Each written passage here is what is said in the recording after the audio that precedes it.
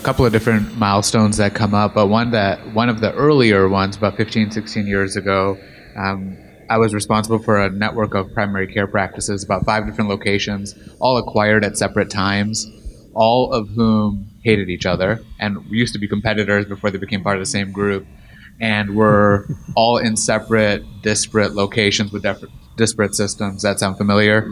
That happens in every industry 10 times a day. And, it was totally logical to me that we could bring these groups together and do something more powerful and meaningful for the community than if we continue to just kind of run in the same maze that we had been running on for decades. But just couldn't in individual conversations quite see that traction. And I remember a Saturday when we brought everyone together and really articulated the potential of being in one building, developing a new building together, with parking inside the building, of course, so that you don't screw up the parking. But really also bringing in the first Whole Foods in the state of Wisconsin to be an anchor tenant as part of a transformative primary care experience with health, nutrition, food, physicians all in one space and one more accessible environment for our patients and our families. And I think people got excited about that. And as a result, a year later, we were able to open the first Whole Foods. We were able to integrate from 5 disparate offices to one large 100,000 square foot building and really offer east side of Milwaukee something that didn't exist to that point, and I think continues to be really artistically and creatively and clinically something that's special.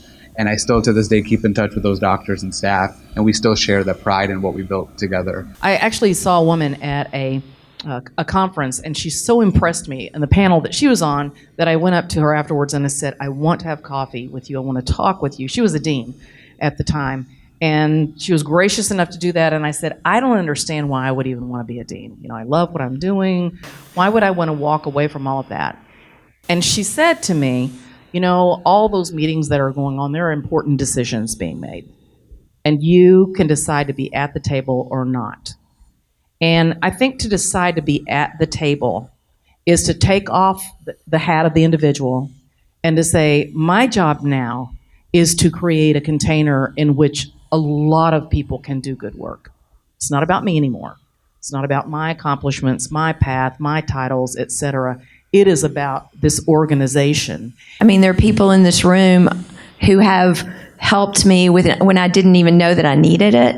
And I have 2 mentors specifically after, again, my father died. Shirley Zeitlin started to say, look, we're going to lunch once a month and I'm going to help you. And I would never have asked, nor did I think that I necessarily, you kind of don't know what you need.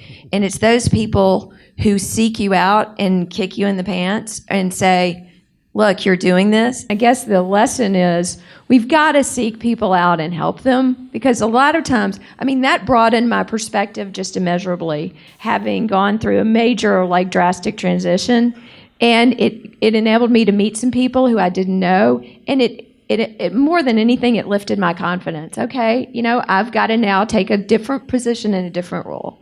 And I guess just to underscore, this is the type of community, if you start to get involved beyond your own company, you will find people who will seek you out and who will say, here's how I can help you, and so that would be my number one thing to suggest. But you learn also very quickly that the partners and associates who took the time to even just make eye contact and say a kind word and do the stuff that a lot of us learn as children that you want people to do to you, how much you'll go out of your way to then make sure that their stuff gets done first.